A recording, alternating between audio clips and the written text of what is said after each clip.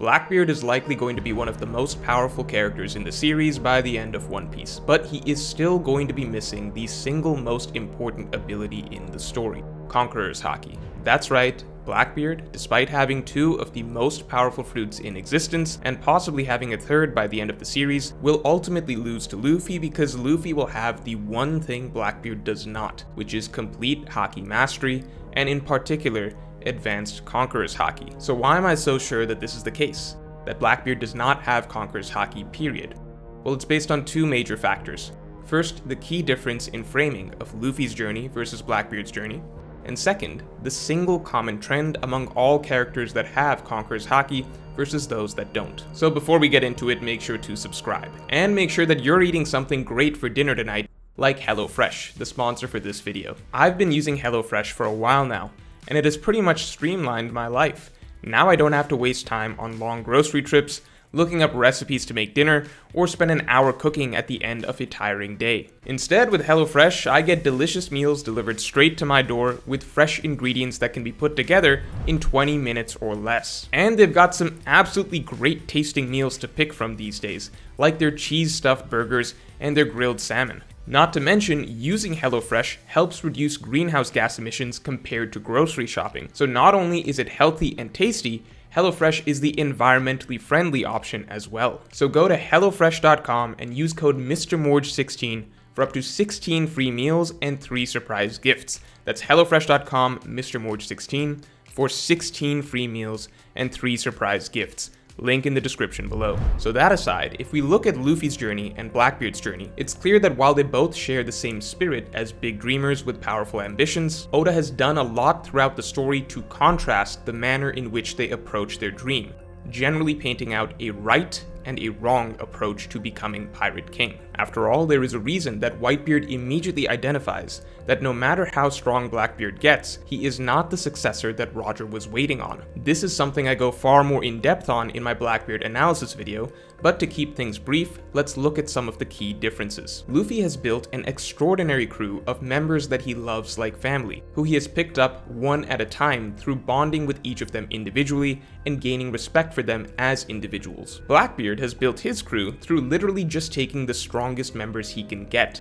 He has no personal connection to the Impel Down prisoners. He'll just take the best of the best from level 6. Similarly, Luffy is all about enjoying the journey to Pirate King. He will happily go on detours and side quests, whereas Blackbeard has devoted his entire life to scheming out the perfect plan that will get him to Pirate King as efficiently as possible, essentially living out a lie for decades just so that he can get to his final destination. Beyond that, Luffy is all about taking on challenges and obstacles head on. He wants to earn the path to Pirate King. He refuses to take any shortcuts, such as when he refused to listen to Rayleigh talk about One Piece's existence. And he hates the idea of becoming Pirate King without actually taking on and defeating the 4 emperors in the process. On the other hand, Blackbeard wants all the shortcuts. He wants to avoid any unnecessary challenges. He'll set things up so that he can kill Whitebeard while he's at his weakest. He'll swoop in as soon as an opportunity arises. He'll avoid a fight if he doesn't think he can win at the moment. Basically, even though Luffy and Blackbeard both have the same dream in mind, on the way to getting there, their paths could not be more different. Pretty much anything Luffy would do, Blackbeard would do the opposite. And more importantly, we can regularly see that Luffy's way of getting to the top feels more earned and honorable in a sense. And that brings me to the final difference between Luffy's and Blackbeard's rise to the top, which is the type of power that defines them. Blackbeard is all about devil fruits. He wants the strongest devil fruits. The supposed most powerful devil fruit, the Yami Yami no Mi, and the devil fruit that can supposedly destroy the world, the Gura Gura no Mi, and for all we know, he's not done. His crew follows the exact same MO as he does. They've been gaining power for the last 2 years by continually hunting down powerful devil fruit users and stealing their abilities. That is the defining trait of Blackbeard and his crew. They are stealing the abilities of others. Even both of Blackbeard's own fruits are not fruits that he found himself. Both of them were stolen. first from Thatch, then from Whitebeard. And it makes sense, as eating powerful devil fruits is the easiest way to level up. It's like eating a power-up in a video game. You just get it and you're suddenly a lot stronger. It's the exact opposite of Haki, which is all internal. It's all from within. It's an ability that is based on training, on mastering techniques and growing your own spirit. So far, Blackbeard hasn't shown any signs of the most powerful type of Haki, Conqueror's Haki, and I think that's very deliberate, as that difference in Haki may be the biggest contrast between Blackbeard and Luffy when they finally meet at the top of the pirate world. As the most important quote that we recently got was when Kaido said that abilities alone aren't enough.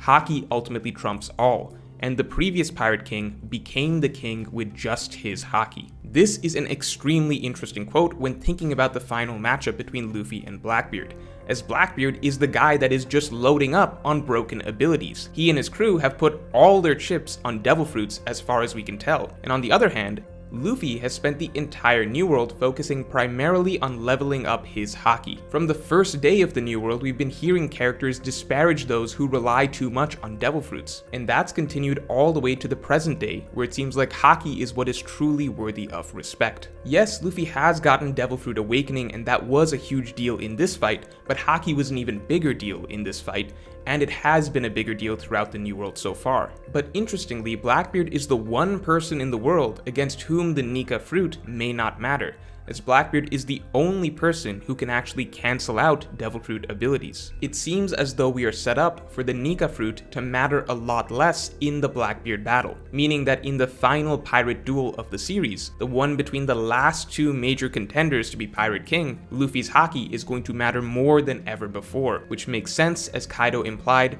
that this is what makes one worthy of being Pirate King. And that's a huge reason why I believe that Blackbeard is not going to have Conqueror's Haki, in order to highlight that contrast between the right type of Pirate King and the unworthy one. I think just as every step Luffy and Blackbeard have taken towards Pirate King has been the exact opposite approach, I think that will shine through again in their final match against each other, where it will become apparent that even though Blackbeard took the route that provides easier power-ups, just eating strong devil fruits, Luffy will have something even more valuable. He will have mastery of all three forms of Haki, which is far more difficult to attain, but that is precisely what makes him more fitting of a Pirate King than Blackbeard. Luffy took the hardest road of struggles and battles to gain these abilities. As such, I think Blackbeard simply won't have Conqueror's Haki at all, to highlight the difference between him and Luffy. Blackbeard has all the strongest devil fruits, but he doesn't have the quality that a true king would have. And on that point, I think it's important to discuss the second major reason I don't believe Blackbeard has Conqueror's Haki, which is that he doesn't fit the mold of other characters with that ability. I think that some common misconceptions about Conqueror's Haki are that first, anyone with aspirations to be a king will have it. We have plenty of characters who have those aspirations and are clearly not Conqueror's Haki users. And similarly, we have characters who clearly have exceptional ruling qualities who do not have Conqueror's Haki. Wanting to be a king or being a literal king, that alone isn't really what Conqueror's Haki is about, at least as far as we've seen. Another common misconception is that characters with particularly strong wills will have Conqueror's Haki, and again, that's not really the case. There are plenty of extremely strong-willed characters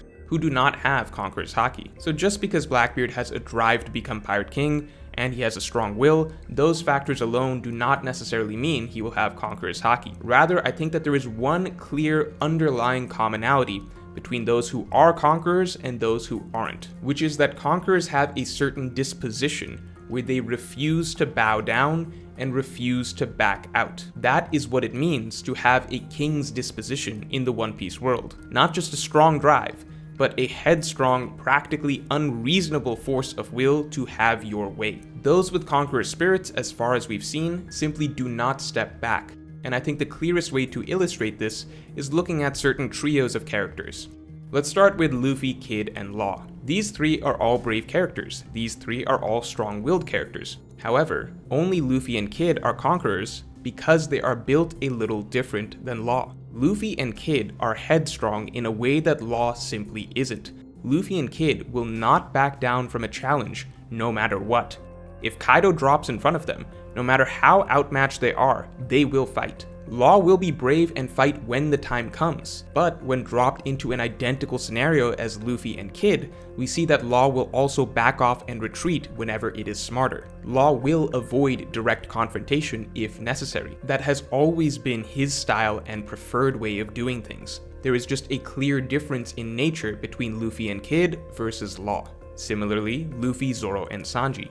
Sanji again is definitely brave, definitely strong-willed, but the biggest fundamental difference between Sanji versus Luffy and Zoro was heavily emphasized in Baratie, where Luffy and Zoro's refusal to back down and to never relent on their convictions and ambitions throughout the arc is highlighted again and again, whereas Sanji does not understand how they can live like that. In fact, most of the events of the arc served to teach Sanji a different approach to life that up till now he did not understand. Even looking at Luffy, Ace, and Sabo, yet again we have this odd man out. Sabo is certainly brave, certainly strong-willed, but he is just not built like Luffy and Ace as far as we have seen. Even though Ace and Sabo were close in strength as children, we saw Ace was a far more headstrong personality than Sabo, and this ultimately came out with this huge scene of Ace unleashing his Conqueror's Haki when he refused to back down and run away against Blue Jam. This scene is particularly telling in terms of what it takes to be a Conqueror, as the big thing that was emphasized about Ace choosing to stand and fight against Blue Jam was the fact that he simply refused to turn and run, and that this trait is extremely special, as it was highlighted that this is a direct parallel to Roger, the Pirate King who would never run. Similarly, Luffy doesn't even begin to develop his own Conqueror's Haki until the Marineford Saga, the storyline that served to develop him into a man who would no longer run or back down from anyone.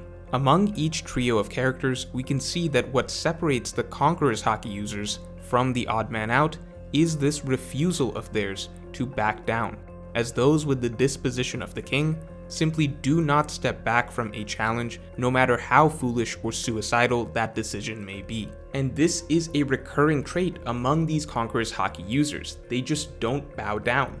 They are a bunch of larger-than-life, unreasonably headstrong personalities. We see this with Big Mom and her philosophy, Boa Hancock and her way of living, obviously guys like Whitebeard, Kaido, Roger, etc. Even just recently Yamato, a very simple, straightforward, headstrong personality who does not back down. That's not to say that Conqueror's Haki users can't be calm and reasonable. Obviously you have characters like Shanks, but just because Shanks is mature enough to realize that he doesn't need to beat people up for petty reasons, that doesn't change the fact that Shanks won't back down in the face of any actual challenge, as was established from chapter 1 and has been shown time and again throughout the series. And all of this brings us back to Blackbeard, who is the exact opposite of these characters in terms of how he operates. Blackbeard is undoubtedly brave. He takes some extremely bold gambles after all. And Blackbeard undoubtedly has a strong spirit. He's gunning for Pirate King after all. But Blackbeard is ultimately not built like these other figures that carry this disposition of a conqueror. Blackbeard's natural tendency is to be a schemer, a cunning snake that can get the win without direct confrontation if possible.